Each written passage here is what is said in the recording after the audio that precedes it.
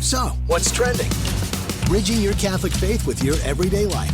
You're listening to Trending with Timmerie on Relevant Radio.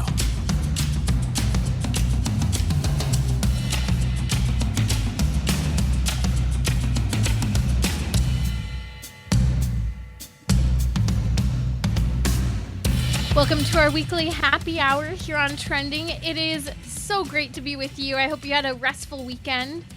Always a reminder as we come off of a Sunday, and hopefully as Catholics, that has renewed and created a new perspective for us as we head into the week.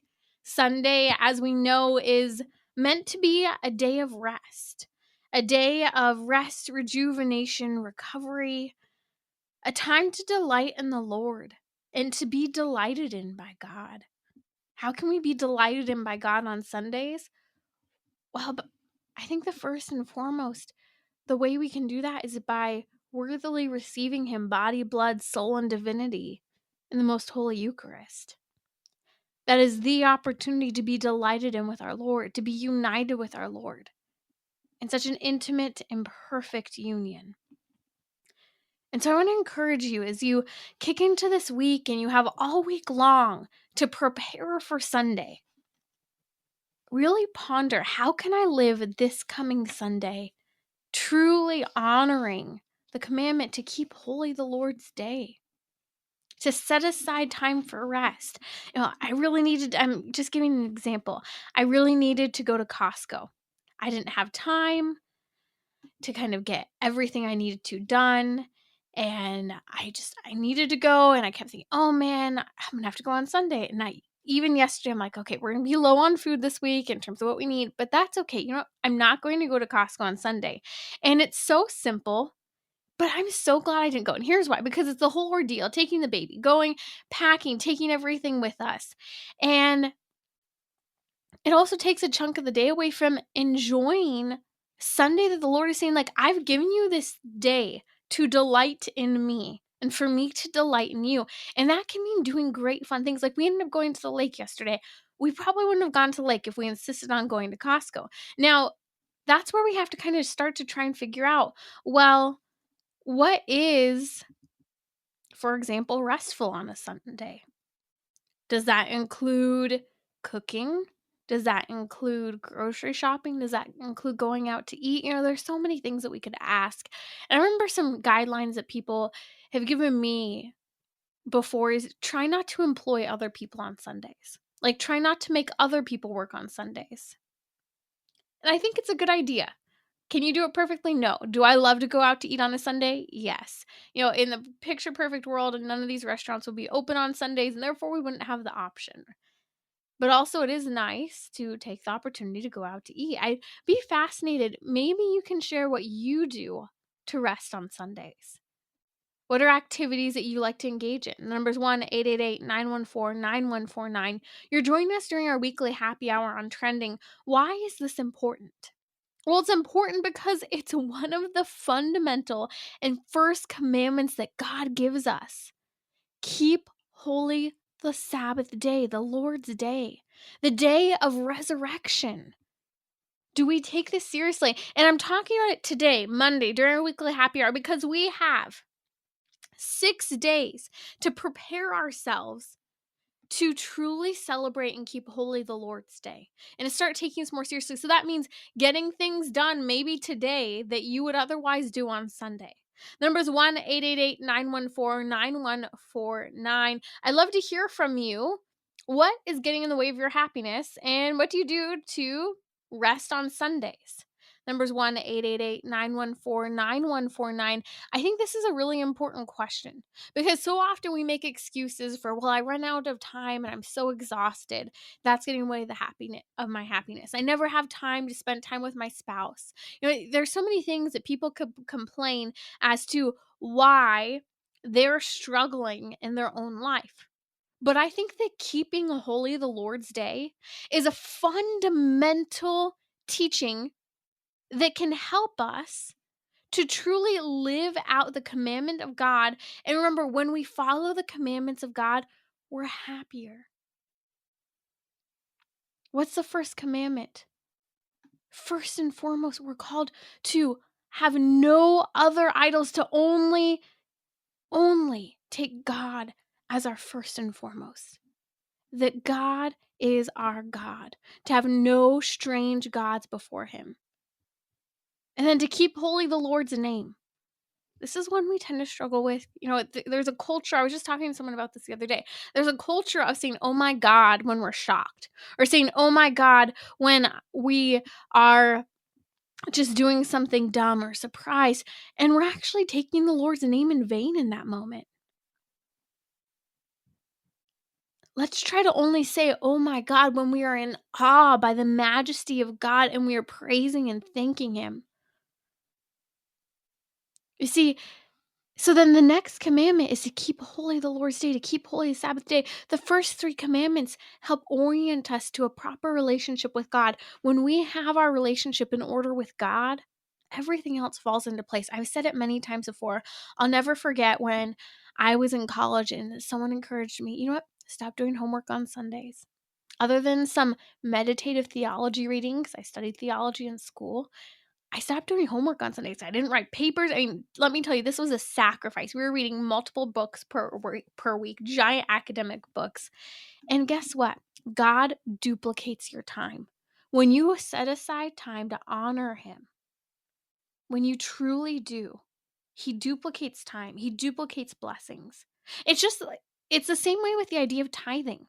When we tithe and when we give 10%, even when it's really difficult, even when we are stretching our pennies in order to make that tithing of 10% happen, God rewards us tenfold. Now, that shouldn't be the reason for why we tithe, but that is what's at the heart of, you see, God is never outdone in generosity. I've been reminded of this a few times recently in the last few weeks, and I have to remind myself, even when I don't maybe feel like I'm receiving benefits from God and like a special gift or whatever it might be, whatever for you, think of a recent blessing you had where you said, thank God, wow, God is so generous. But then think of those times of desert where you're struggling. You're going, I'm struggling here. I don't think that I am in a place where I can say, oh, thank you, Lord, that you are never outdone in generosity. Remind yourselves of those moments of his generosity. There's times of great gift and abundance, but there are also times where God allows us in our challenges, in our weaknesses, in our neediness, whatever it might be, physically, emotionally, spiritually, financially, in those moments that we can actually rely more upon him and appreciate his generosity all the more. That even the need allows us to love him, and the need allows us to see all the great and good things that he's given us. You're listening to Trending with Timmerie. I'd love to hear from you. What do you do to rest on Sundays, to keep holy the Lord's day? From prayer to fun activities of cultivating life and rest and recreation. We have a phone caller, Tino from Salt Lake City, sharing with us what he did this Sunday. Tino, what did you do on Sunday? I went with my son to play softball. Oh, how We fun. just I had, love that. the first thing I did though, that when I first woke up, though, there's a mass at St. Jude's at 7:30, so we went to mass there, and then I like to come home and have breakfast, and then sometimes I like to. There's a priest I like to listen to a lot. His name's Father Rob Galea. I don't know if you ever heard of him. I listen in on his homily. I like to listen on his homily. Then we decided to go to. My son called me up and asked me if I wanted to go play softball. I haven't done that for years, but I don't know if it was kind of fun. But then at my age, I'd probably punish my body for it from it. Are you sore today, or are you waiting for that third day soreness? No. I started to fall apart after an hour. I love this. And it just took an invitation from someone like, hey, do you want to go play softball?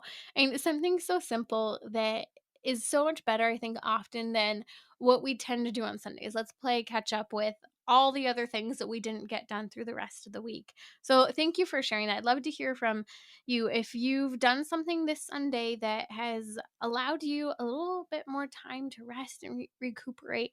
Something I will say we've done that's a little different, but we've changed our mass schedule from all summer long. Normally we go to mass at about anywhere from 11 to the 12:30 mass, because we go to the Latin mass usually. But we decided, this summer, let's make sure that we're going to mass first. We'll fast before mass, because it used to be the tradition of the church that you'd fast. You wouldn't eat until after you went to Sunday mass. It's a real reason to go to an early mass. And then we would also have more time to relax. Because sometimes in the middle of the day with a baby, she's a little more fussy with mass, and it can be more distracting. So let's offer our best and our first to our Lord, try to fast to, pave our way into an earlier mass, and then use the rest of the time wherever we might go, or whatever we do resting at home, to really relax and delight in the gift of the day that the Lord has given us. So you have 6 days. What are you going to do this Sunday to keep holy the Lord's Day? That's my encouragement to you during this weekly happy hour. My one nugget of really transforming your life and hoping to remember that it's the commandments that really do transform our lives. God gave them to us for a reason. You're listening to Trending with Timmerie here on Relevant Radio. Coming up, I'll discuss the next 40 Days for Life campaign that kicks off this Wednesday. I was going to say January. It's not December. It is September 22nd. We'll kick off with the next 40 Days for Life campaign. If you've never participated, never heard of it, or if you've heard of it and not participated, trust me, this is your opportunity. Also, we're going to be running our Virtue series this week. The virtue is fortitude. So join me. I'll be right back here on Trending.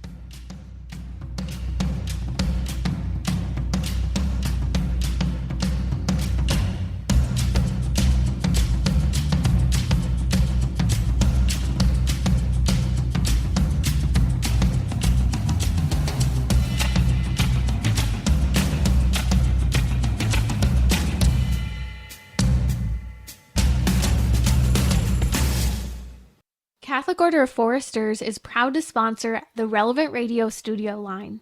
For information about employment opportunities and flexible premium life insurance plans, visit relevantradio.com/forester. So, what's trending? Bridging your Catholic faith with your everyday life. You're listening to Trending with Timmerie on Relevant Radio and the Relevant Radio app.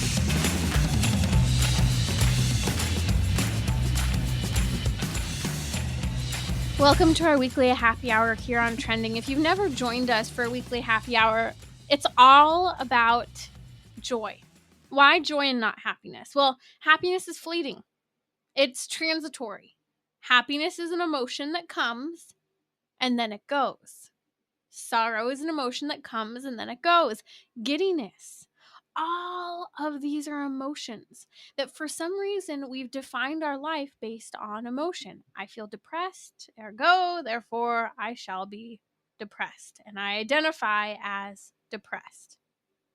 All of these are examples of why we want joy. Joy is a virtue. Joy is a virtue rooted in God. Now today, and if you want to know the difference between happiness and joy, we've done a number of shows on that. You can actually go ahead and listen to those. We'll post a link to one of those discussing the difference between happiness and joy if you're new to this hour. Because today I want to talk about virtue, specifically the virtue of fortitude, and we're also going to talk about hope today, both of which are virtues. Also coming up, I'll discuss 40 Days for Life, finding happiness in our lives, and how that can be discovered through fasting, prayer, volunteering, and service. But let's continue our virtue series. If you are new to Trending, the last 4 weeks, this is week 4, we've been going through a different virtue each week. We're walking through the 4 cardinal virtues. We did prudence, justice, temperance, and now this week is the virtue of fortitude. Now, why these 4 virtues? Because they're the 4 cardinal virtues. Cardinal virtues are the virtues upon which all the other virtues rest upon, depend upon, find a root in. So let's get a working definition for the virtue of fortitude, which we'll be working on all week long. We're going to have homework. We're going to have tons for us to actually grow in this virtue. Now, first and foremost, I always want to remind you, if you want to grow in a virtue, ask our Lord to give this to you. Pray for the gift of this virtue, but also start taking practical steps to understand what it is, to start practicing it, to start flagging perhaps areas in our own lives where we struggle to live this virtue out. So this week is fortitude. Now, fortitude is like courage. It actually builds on courage. So St. Thomas Aquinas says fortitude is chiefly about fear of difficult things, which can withdraw the will from following reason. So fortitude has to do with overcoming difficult things. Those difficult things that are barriers and roadblocks to following a moral, reasonable choice that hinder the will from functioning properly. There are trends in our culture that actually have to do with the fact that we're struggling in fortitude. You see, fortitude, another definition I think that would be very helpful for us to ponder if we look to the Catechism of the Catholic Church. Fortitude, as the Catechism says, is firmness in difficulties, constancy in the pursuit of the good. In other words, it helps us to overcome obstacles in the moral life. But here's what's fascinating. Fortitude is firmness in difficulty. The way I like to put it, fortitude is acting in the face of fear. Now, that fear could be a massive fear that you are being asked to either blaspheme and deny God or lose your life. In other words, martyrdom. That you can either worship a fake God, an idol, or a person, and then you can continue to live. You can give up your faith in Jesus Christ, or you can die holding to your faith and die a martyr. That's an example, an extreme example of fortitude. That is acting in the face of fear, even in the face of death, even to the point of death. Or fortitude could also be seen in smaller ways as well. Because really, fortitude has to do with the fact that we overcome difficulties that get in the way of the will choosing the good, choosing the moral and reasonable object. Let's talk about trends in our culture, though, because I think we often struggle with fortitude today. You see, fear has crept into our life in so many ways. One clear example is our immobility in terms of making decisions. My generation, the millennial generation, is actually well known for its lack of commitment, for its laxity in certain areas. In fact, I remember reading an article about a year ago by a psychologist, and she was commenting about how she predominantly works almost exclusively with millennials. And the thing that she sees more often than not with millennials is the fact that they're not making decisions. They're so overwhelmed with all these options that they're kind of imploding and just not doing anything. Well, she said it had to do with being overloaded with so many options and pressure. But I think if we get down to the root of the spiritual life, I think a lot of millennials aren't making choices because they're afraid. They're afraid of potential outcomes. They're afraid of possible outcomes. They're afraid of the difficulty that will come with decisions they make. For example, a lot of millennials aren't just struggling financially because of student loan debt and other types of debt to purchase homes. A lot of millennials are choosing not to purchase homes because they don't want the responsibility of quote unquote adulting. In other words, doing everything that an adult would do. I mean, I'll never forget. Oh my gosh, I nearly fell over. I knew how old this woman was because I'm a Pilates trainer. By the way, total side note, if you don't know this, I'm a Pilates trainer, a certified Pilates trainer. I work with spinal injuries, hip, knee replacements, and helping to rehabilitate people and get people moving better, feeling better. I also teach fitness classes. Now, here's what's interesting. One of my clients came into me one day, and she was about 36 years old, and she literally used the word adulting referring to herself. Now, if you don't know what adulting is, I'm giving you a terrible example of it in terms of like, this is just, I couldn't understand. She's 36 years old and she said, yeah, she was talking about her weekend and she said, yeah, spent the whole weekend taking care of stuff for the house. I bought a house a couple months ago and now, I have all these things I have to do, upkeep and taking care of it. She's like, yeah, I'm adulting. Mic drop. Literally. And here's a big deal. She literally referred to herself as adulting because she bought a house and was taking care of her home. You're 36 years old. Like, great. I'm happy for you. You should be excited. Yeah, it is challenging to do upkeep and maintenance on your home and not just call your landlord or your apartment complex manager or whoever. But this is what got me. She was 36 and she was referring to herself as adulting. I don't care if she bought her house for the first time at 36. My problem was there's this problem where we're thinking, well, I have to adult on the weekend, or I have to do the responsible thing. Why do I bring this up in light of fortitude? Well, because a lot of people use that term, adulting, to refer to doing difficult things that they otherwise would normally avoid. You see, fortitude has to do with acting in the face of fear. And fear could do with little difficult things, hindrances, or it could do with big things, such as being called to be a martyr for your faith. You see, I think millennials, part of the reason why millennials are struggling with this immobility of not wanting to get married, not wanting to even date or commit in a relationship, to a long-term relationship, not wanting to buy a house, is because they fear all the what ifs. And it's not just millennials, it's many of us. We are often driven to do things or not to do things based on what ifs, possible outcomes. It's interesting because I think often we see things as negatives outweighing the good, taking a pros and cons list, but more so just focusing on what will be difficult about this. And if I see difficulties that don't quite match with what I'm willing to do, well, then that's where a lack of fortitude kicks in. Now, difficulty has to do, especially with focusing on moving the reason and the will together. Often people will think, well, maybe they just don't have hope. Maybe they don't have hope in the possibility that they could get married and live long term in a marriage with someone because they didn't see that in their home environment or they didn't have that model to them. Yes, I could see that.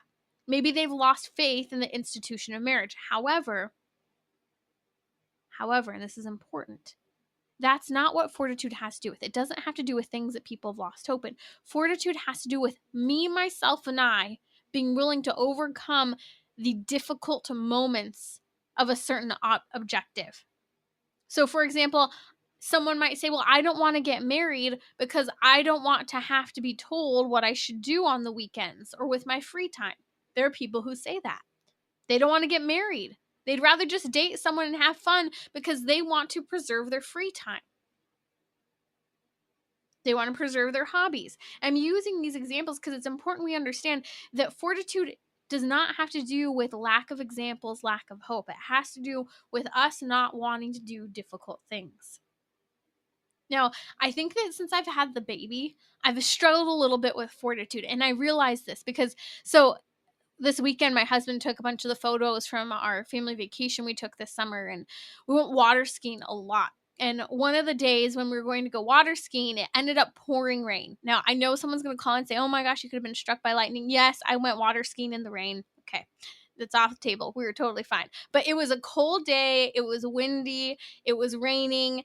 And we went, and I'm like, I don't want to go water skiing. It's going to be so cold on the lake. And, coming off of the boat and in and out of the water, it's going to be freezing. The only reason I didn't want to do it is because I didn't want to be uncomfortable. I didn't want the difficulty of the coldness. And I remember I looked at one of the guys and I'm like, listen, since I got pregnant, I normally wouldn't be a wimp like this. I'm like, normally I would be like, who cares? I'll freeze. This is great. We're going to go water skiing in the rain. Okay, no, since I've had a baby, I'm like, I just don't want to do uncomfortable things. So I said, that's why I'm going to do it. I'm so glad I did, because I was looking for the first time this weekend at this photo my husband brought up, and he'd taken all these professional photos, and we were water skiing tandem, side by side, 2 sets of water skis in the rain. It felt glorious. It wasn't cold, so I was willing to go. Praise the Lord, it wasn't freezing, but I realized I just didn't want to do it because it was going to be difficult. It was going to be cold. It was going to be uncomfortable. How often are we prevented from joys in our life because we're not willing to push through the discomfort, the anticipated difficulty? And I use that because I look at that photo and it is so much fun to look at because I wouldn't have had that memory. I wouldn't have gone water skiing multiple times, multiple laps around the lake, which by the way was my first time. My second time water skiing, I did side by side, 2 of us behind a boat at the same time, which was really cool. I mean, I was a total rookie water skier. I popped up on the first time. I was pretty proud of my, 6-7 month postpartum body at that point. It was just an absolute blast. But again, this is where we have to see where joy, happiness enters into conversations with regard to virtue. If we are more virtuous, we're going to be able to work on overcoming some of those things that we would otherwise really enjoy if it weren't for the fact that we made some sort of excuse having to do with the hindrance or difficulty in the way. So let's come back to this definition of fortitude, understanding, as St. Thomas Aquinas says, that fortitude is chiefly about fear of difficult things.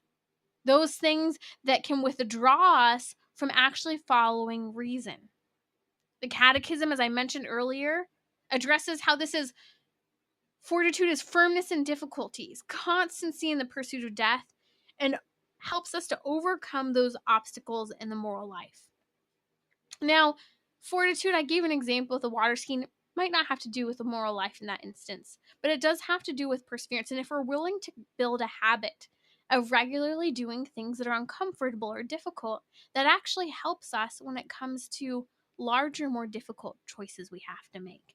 And that's why the virtuous life is so important. We're building good habits. Now, all of this is important because St. Thomas Aquinas actually talks about how our will is often hindered in 2 ways from following moral reason, sound reason that has to do with morality. The first thing that we struggle with in terms of a roadblock when we desire to follow reason but we struggle to do so is because we're drawn away by pleasures that are pulling us away from doing what is right. So, for example, maybe I'm supposed to go to church tomorrow. I plan, I want to go to Mass, right? I'm going to go to noon Mass a weekday. But all of a sudden, I realized I'm at home, one of my favorite TV shows, I'm a little behind on. I really love that TV show. I'm 2 or 3 episodes behind. Instead, I choose to follow my pleasure, stay home, and watch the TV shows, and I don't go to Mass, or I don't pray my rosary, or I skip night prayer, whatever it is. Well, the virtue that we would need in that instance to help us moderate our behavior is temperance. Because temperance in that instance would help remove the hindrance of pleasure that we're having a hard time moderating. Last week here on Trending, we did a whole series on the virtue of temperance, which we'll post a link to the kind of drawn together series that we'll post on the podcast this week. So stay tuned. If you're not subscribed, head over to relevantradio.com/trending. Now, the other way that our will can be hindered when it comes to following moral reason is where fortitude steps in. And that is, fortitude will help us when we struggle with this second temptation having to do with our will being hindered.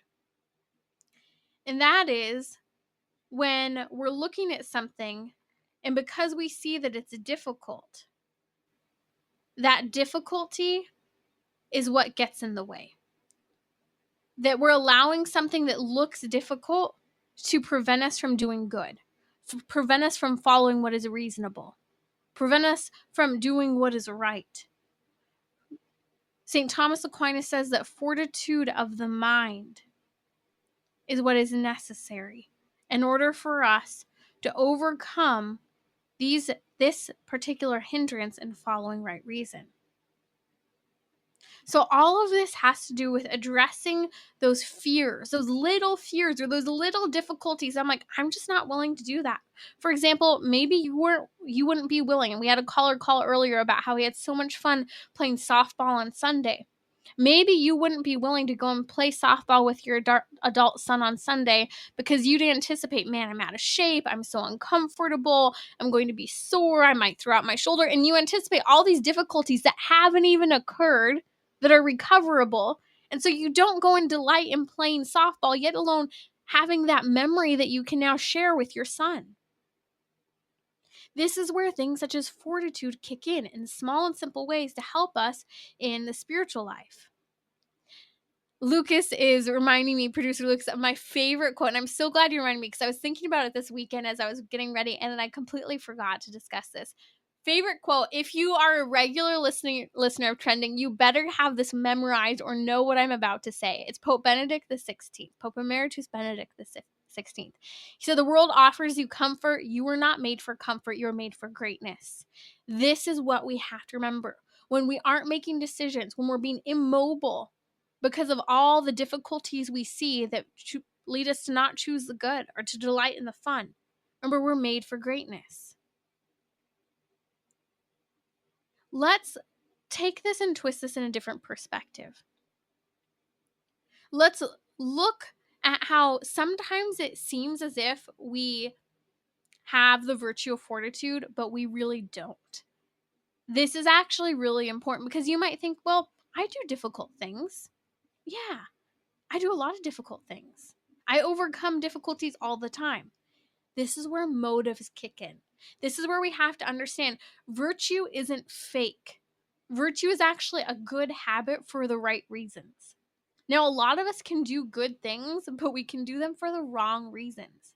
So St. Thomas Aquinas in his Summa actually discusses how we have to look out for this.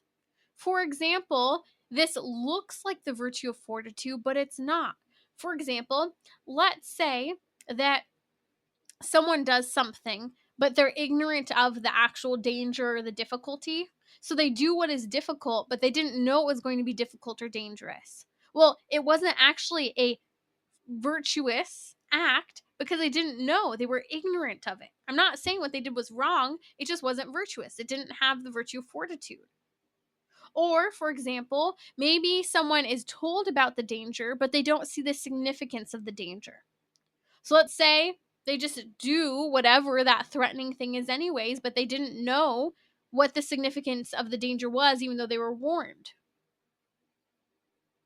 Also, an act actually isn't virtuous if you're hopeful about overcoming the danger.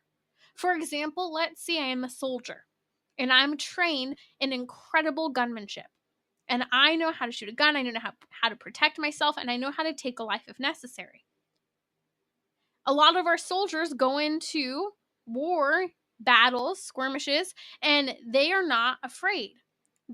Some of them at times are like, this is simple. I'm just standing in front of a building. There's no threat today. I can stand there and let's say, for example, they're on a military base and they're just standing on the military base and they have the responsibility of just standing in front of a particular building in a military base. I'm not downplaying anything our soldiers do, but I'm just saying they're on their own military base in a safe, peaceful area.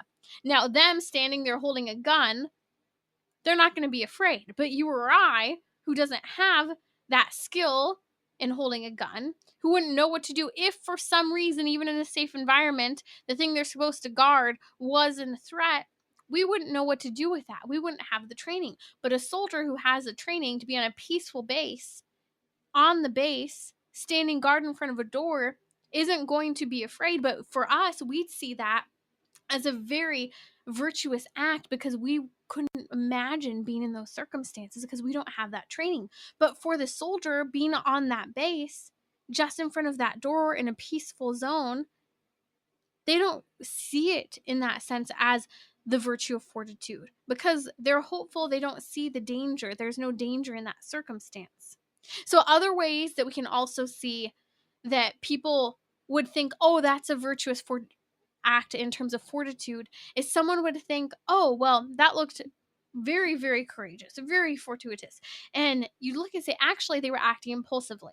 The only reason that person jumped off the building is they decided to go bungee jumping because they were upset. They didn't want to be angry anymore because they just broke up with their boyfriend. And so they went bungee jumping. Why not? I'm just going to throw myself into it. So they're doing it for the sake of casting off a sorrow or anger or whatever it might be of an emotion that they're experiencing. We also tend to fake being courageous and overcoming obstacles and difficulties by going after something for the honor of it, for the gain, for the advantage or disadvantage, or for those things, disadvantages that want to be avoided, for blame or pain or loss. So sometimes we do something that would seem courageous or seem difficult just because we don't want to be blamed for not doing it. Or we don't want the pain of having not done it, or the loss. So I give all of these examples because fortitude must be built up within us. I think one example that is very common, a lot of people will get frustrated because they say, wow, my adult children, raised them Catholic. They went to mass with me. They didn't put up any complaints. They even, went to mass a little bit when they were in college, but now, they're married or whatever state in life they're in, and they're not going to church, and I can't understand why. Well, maybe they were doing it because they were trying to please someone. They didn't want to be blamed for not going to church. They didn't want the pain of the conversations with you about why they didn't want to go to church in high school. They didn't want to have to explain to you when you asked them when they went away to college why they weren't going to church. They kind of just did it to check off a box because they were avoiding the displeasure, the disadvantage of having not gone. And then eventually they give up on it and they stop going. This is a great example. You see, they weren't doing the difficult thing of going to church. They were just doing it to please someone else because they didn't want the displeasure of the conversations and the circumstances that could be there. And so this is another example where we see the virtue of fortitude sneaking its way in of needing to be fostered and developed. So here's homework for all of us. As we continue this series on the virtue of fortitude, I want to encourage us to pull back and maybe when you're doing your nightly examination of conscience or as an exercise tomorrow morning, here are 3 things to work on. 2 questions and 1 act of prayer. First, how do I allow fear to render me immobile, indecisive, or silent in life? And that fear doesn't have to be a huge fear. It could just be a small fear of any type of small difficulty. It could be a fear of getting up and going to the gym tomorrow because I don't like the idea of being tired for getting up at 5 a.m. Or I don't like the idea of being sore. Or how do I allow fear to render me immobile, indecisive, or silent? Maybe I don't speak up about my beliefs, morally or spiritually, because I fear what other people might think or say. Here's your second piece of homework as we're working in this virtue series to grow in the virtue of fortitude.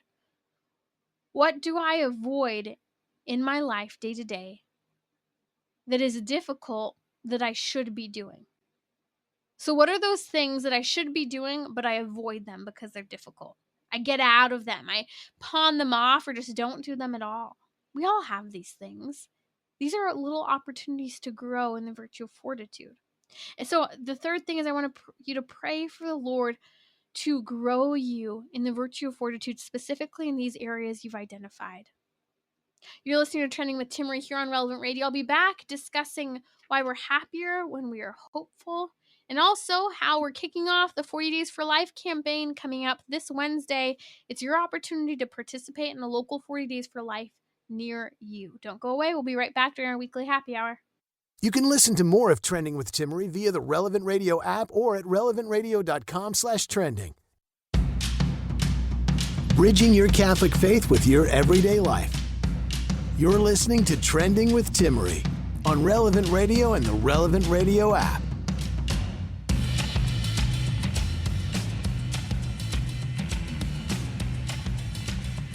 joining us during our weekly happy hour here on Trending. And we've been unpacking the virtue of fortitude. We're doing a week-long series on the virtue of fortitude, growing in virtue. What is this cardinal virtue? And kind of a small summary, fortitude is acting in the face of fear. And it's also acting in the face of difficulties, small difficulties, big difficulties that get in the way of our will following what is reasonable and moral and good. So I wanted to spin this and talk about, during our happy hour, hope. And I want to talk about this because someone said something the other day, and I really do think it ties into fortitude. Because when you have one virtue, you have all the other virtues. I mentioned earlier that fortitude isn't a virtue specifically having to do with hope, but here's where we can see an overlap. Someone said the other day that they can face death no problem. That they can face death with the hope of the resurrection and not have a problem when they look at the idea of death, when they ponder their death, or when they ponder the death of their loved ones. That they can take death right in the face and see it, ponder it, whether it's on the cross or a loved one or their own death. And they can ponder it with hope because of the resurrection. Why? Well, this was making me think of a verse from St. Peter's epistle. St. Peter's first epistle, chapter 3. And I want to read a little bit of this because this has to do with the virtue of fortitude as well and hope. St. Peter in chapter 3, verse 13 says, "Now, is there a harm if you are zealous for what is right?" So he's saying, is there anything that can harm you if you're passionate for what is right? He goes on to say, but even if you do suffer for righteousness' sake, you will be blessed. Have no fear of them, nor be troubled, but in your heart to reverence Christ as Lord. Always be prepared to make a defense to anyone who calls you to account for the hope that is in you. See, St. Peter is talking about trial and tribulations that people will experience in their life. He's saying nothing can actually harm you. Why? Why? Let's think about this. Why is he encouraging the early church to zealously, passionately live out their faith in the spiritual and moral life? Because nothing can harm them. You may suffer. He's saying, sure, you may suffer for the sake of righteousness, for the sake of what's right, but you will be blessed. Have no fear of them. Don't be troubled by what you experience for living out your faith. He then goes on to say, but in your hearts, in your heart of heart, reverence who? Christ as Lord. He says, always be prepared to make a defense to anyone who calls you to account for the hope that is in you. Why can we endure as people of faith trial, tribulation, persecution? Why? We can for one reason. Because of the triumph of the cross, the conquering of death with life, the resurrection of Jesus Christ himself from the dead. This all means that you and I can face death with hope of the resurrection. And that is cause for celebration. That is cause for joy. That is cause for peace. This is cause to inspire us in anything we may be called to do, whether that may be tomorrow, in the suffering you will endure in the simplest of ways, but it is a suffering to you and I. When a loved one or a coworker criticizes our faith or blasely speaks up for abortion, and we are called to give an account for the faith that is within us. And sometimes that doesn't mean we're bringing up religion. That means that we're simply, with the virtue of fortitude, speaking about what is right, defending the lives in the womb, the women who are harmed by abortion. Saints know when someone says, oh my God, taking the Lord's name in vain, say, yes, God is Lord of heaven and earth. And just see how that sinks in. I think sometimes that's a really good reminder when someone, because I've struggled, we say, oh my God, so easily. It's like a joke in our culture. The words, oh my God. It should be a prayer. So when someone says that, Just say, yeah, oh my God, Jesus is Lord. Praise the Lord. It's a simple little reminder to not take for granted or ignore the name of God, to take his name in vain, even if we don't know it. It's the one means to help people understand and for us to honor him. Why can we do this? Why can we do this when other people might criticize or take offense at this? And we don't want to do offensive things, of course, but we want to honor God. We can do this because of the hope that is within us. We can endure difficult conversations, difficult responses from other people. We can endure a little egg on our face for the glory of God, because of the triumph of the cross, because of the conquering of death with life. We can do this joyfully. And this is the challenge I think we have. And so I want to bring us to an important conversation that is something that's been ongoing over the last, 15 almost years now. I think this is year 14. And that is the upcoming 40 Days for Life campaign. Why are we talking about 40 Days for Life during our weekly happy hour? Well, there's something very profound about volunteering, about praying and fasting for something and someone other than ourselves. You see, prayer and fasting changes and saves lives. Volunteering, giving of our time, caring for others can transform our life by the gift and donation of ourselves toward others. Toward the free gift of self, of sacrificial love, is life-changing for us as well. So 40 Days for Life, if you've never heard of it, is a international campaign now. It started in Texas here in the United States, and it started simple. In front of one abortion clinic, 40 days of praying and fasting for an end to abortion. And when I say praying and fasting for an end to abortion, literally going and standing in front of the abortion clinic for 40 straight days. People take turns. Maybe you take 1 hour a week, 1 hour a day, 1 hour a month. Maybe you just take a couple hours peppered throughout the 40 days where you commit to go and physically stand in front of the abortion clinic. You have every right to stand in front of an abortion clinic on a public sidewalk and prayerfully pray for an end to abortion. You don't have to hold a sign. You don't have to talk to anyone. Of course, we should have the attitude that we're there for anyone if they need help, if they approach us. But you simply stand there. You pray for the women who are scheduled for abortions that day and their families, the father, the child. Pray for the abortion workers, the abortionists, anyone who passes by that abortion clinic, that their heart and their mind are convicted, that they ponder and rethink abortion in their own life. You fast. You fast for an end to abortion. You fast for the women who are going into the abortion clinic. You do this for 40 days. Now, however many hours you can commit to, wonderful. It may be 1 hour. It may be 1 hour a week. Patrick, one of our producers here, just commented. He says, I take an hour a week.